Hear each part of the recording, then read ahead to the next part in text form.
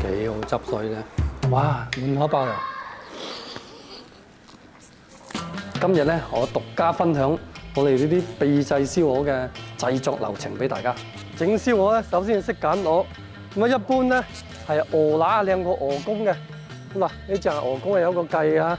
第二咧就係摸嗰條頸啦。如果硬手啦，證明有毛仔啊，有毛仔咧就換毛階段咧，咁就弊啦。嗰隻鵝咧要用臘槍先脫到毛啊嘛。仲有一個點咧，就摸下呢度嗱，你反開佢睇下，冇到嗰啲毛仔，冇到啲毛突，唔係換毛嘅時候嘅鵝啦。因為換毛嘅時候嘅鵝成身麻點咧，煎皮先食得到咁滯嘅要。仲有一個要點咧，就係睇下啲鵝翼夠唔夠通。如果係空晒咧，即係夠老身啦，我哋叫通靈啊。揀鵝一定咧要揀係冇換毛，夠老身又夠通靈，然後咧一定要上8斤以上嘅鵝燒出嚟咧，先夠肥身嘅。摸摸嗰度個胸肉位啊，夠唔夠肉？做靚燒鵝盡量咧就揀鵝乸，啲肉質滑好多嘅，比鵝公啊。咁我哋首先咧就鋸咗佢先，燒鵝嚟啦！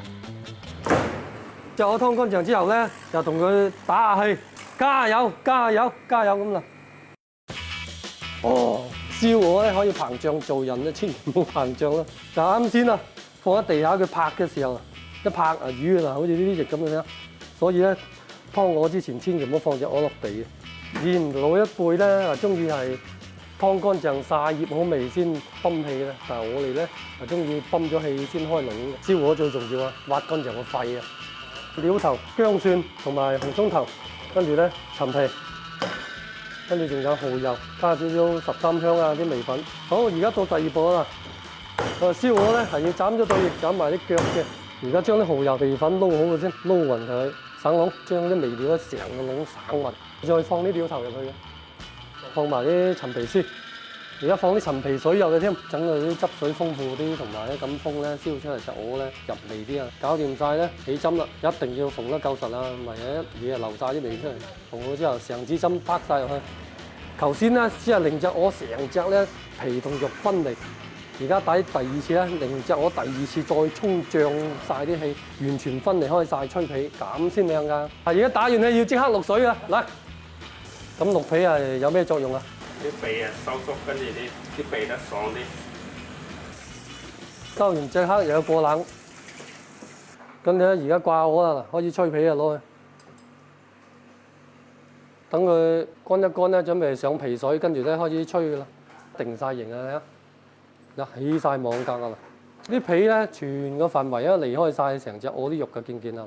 就令到佢嗰個皮咧又脆又化。嗱，呢個脆皮水咧就係用嗰個浙醋、白醋、麥芽糖，仲有檸檬水添。嗱，淋脆皮水咧，其實就係第一啊上色啦，第二咧睇佢啲皮燒起身咧係鬆化嘅。而家淋完脆皮水之後咧，攞隻鵝去吹皮，燒得量大嘅有啲專業嘅吹皮機嘅，咁我哋燒得少嘅咧，開個空調房嚟吹佢嘅啫。而家要吹大概係6個鐘，因為要吹夠時間，嗰啲皮先夠乾，燒起先夠脆夠化嘅。我哋燒咧一定係用荔枝木炭嘅，因為燒出嚟先有嗰種煙燻味啊！而家燒鵝咧吹咗有6個鐘頭皮啦，而家咧準備攞出嚟咧，掃啲花生油咧，又懟入個炭爐度燒啊！嚟，擰嚟，放落去20分鐘到，5分鐘轉一次，轉3次一共。起爐，出爐。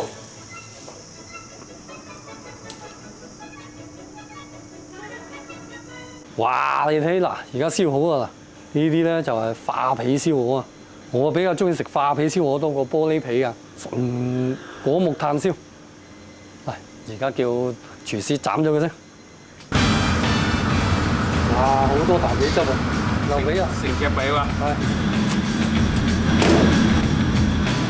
流髀嘛？係流髀流翼，唔要屎忽。哇！唔可嚟睇下啦喂，你睇下好靚嘅燒鵝啊！哇！呢啲化皮燒鵝先好食噶嘛！哇！哇！滿口爆油。